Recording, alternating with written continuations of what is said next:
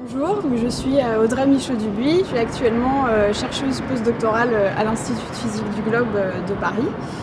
J'ai un doctorat en volcanologie physique qui porte sur les éruptions volcaniques explosives. Donc j'étudie leur dynamique, les dangers qui sont associés à ce type de volcanisme. Donc mon travail porte à la fois sur de la géologie de terrain, donc un aspect un petit peu naturaliste, mais aussi beaucoup sur de la physique et sur de la géographie, de la cartographie. Donc c'est un travail très polyvalent. De plus, j'essaye de reproduire des éruptions volcaniques à petite échelle en laboratoire et en même temps, on essaye toujours de se tenir au courant de l'actualité volcanique quotidienne. Donc c'est vraiment un travail très diversifié. Au lycée, on m'a beaucoup dit que je ne pourrais pas faire des études de sciences fondamentales. J'étais meilleure en biologie qu'en physique ou en maths. Mais bon, moi je voulais faire volcanologue depuis que j'étais toute petite, donc même si on me disait que c'était un métier qui n'existait pas, en fait en se renseignant, je me suis rendu compte qu'à la fac il y avait quand même pas mal de cours de sciences de la Terre. Donc j'ai décidé de me lancer.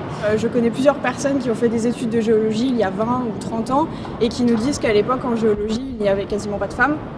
Donc de ce point de vue-là, les chercheuses des années 80 sont vraiment des pionnières, surtout en volcanologie. Mais par contre, moi, dans mon expérience personnelle, de la licence au doctorat, toutes mes promotions étaient mixtes et 50-50 de femmes et d'hommes. Donc ça montre qu'au moins jusqu'au doctorat, on a fait un vrai progrès sur la parité dans ces études-là. Les femmes ont enfin pris conscience qu'elles pouvaient aller sur le terrain et faire de la géologie, de la physique. Donc c'est vraiment super.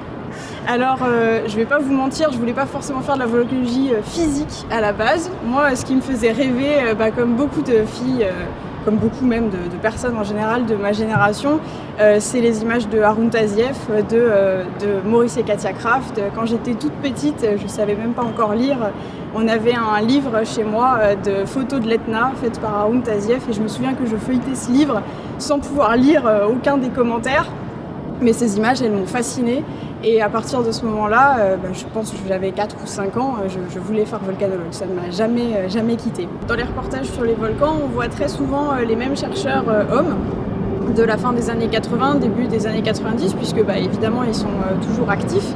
Mais on voit rarement des femmes volcanologues, à part Aline Pelletier de l'Observatoire du Piton de la Fournaise, et je la remercie puisque c'est la seule qu'on voit souvent dans les reportages. Mais pourtant, on est assez nombreuses et de ma génération, on est plusieurs à se serrer les coudes et à essayer de percer dans ce milieu-là. Donc oui, des femmes volcanologues, ça existe déjà, j'espère qu'il y en aura d'autres. On est beaucoup de femmes à pas assez se faire confiance. Et moi je le remarque souvent dans la vie quotidienne, je vois souvent mes collègues masculins de mon âge, voire même plus jeunes en stage, qui n'hésitent pas à prendre la parole, à donner leur avis, ne serait-ce que devant leur maître de stage. Et très souvent, je me suis dit, ça, moi je n'oserais pas le faire ou pas le dire. Et pourtant, il faut parfois que nous osions aussi. Après tout, on a fait le même parcours, donc notre avis n'est pas moins important. Et je pense qu'un conseil qui va de pair avec celui-là, c'est pour toutes les femmes de bien choisir leur mentor. Il faut choisir des guides, des bons guides qui vont pouvoir respecter nos opinions, respecter notre parcours, nous aider à apprendre et à grandir scientifiquement. Ça, c'est vraiment primordial. J'ai eu la chance d'avoir que des mentors qui étaient très positifs et ça a eu un impact considérable sur mon parcours. Ça m'a aidé à prendre confiance en moi et à candidater à des prix de thèse par exemple. Donc c'est vraiment très important de savoir avec qui on travaille et de mettre de côté ceux dont notre instinct nous dit qu'ils ne sauront pas avoir ce rôle de guide.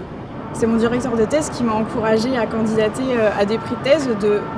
Moi-même, je ne pense pas que j'aurais osé parce que c'est difficile d'avoir assez de recul pour se dire que son travail vaut un prix.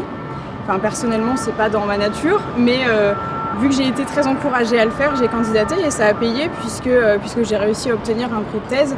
Et c'est vrai que c'est extrêmement gratifiant d'être reconnu à la fois par ses pairs, mais aussi par d'autres compagnies, puisque c'est une compagnie d'assurance qui m'a décerné ce prix. Donc ça montre que nos recherches fondamentales, elles ont un impact même dans la société, donc c'est extrêmement gratifiant. Moi, je sais que je veux continuer dans la recherche fondamentale en volcanologie, continuer à faire ce que je fais en ce moment, c'est-à-dire un mélange d'expériences, de terrain, et tout ça sur des beaux volcans. Donc mon projet, il n'a pas changé. Après, il y a des grands défis qui sont valables pour tout le monde. Dans ce milieu-là, il y a très peu de postes pour beaucoup de candidats, donc il faut être combatif, enfin compatible en ce qui me concerne. Mais en tout cas, vu que je le suis depuis toujours, puisqu'on m'a toujours dit que je n'irai pas là où je suis en ce moment, on continue de me dire que j'irai pas plus loin. Donc moi, je continue de me dire que si, ça sera sûrement possible.